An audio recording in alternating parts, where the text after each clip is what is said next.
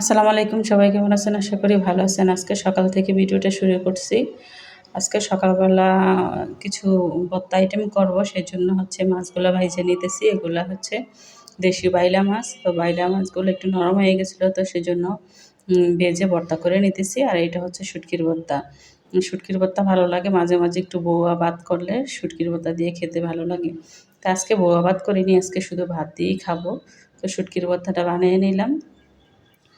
শুটকির ভর্তাটা যত মরিচ দিব ততই ভালো লাগে, ঝাল ঝাল করে খেতে খুবই ভালো লাগে।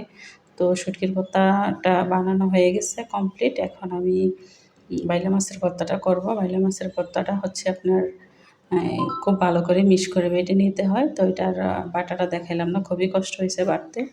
তো আমি বাইলা মাছের ভর্তাটা বানিয়ে নিলাম বেশি করে ধনেপাতা দিয়ে, সাথে কালিজিরার ভর্তা করছি, বেগুনের ভর্তা করছি।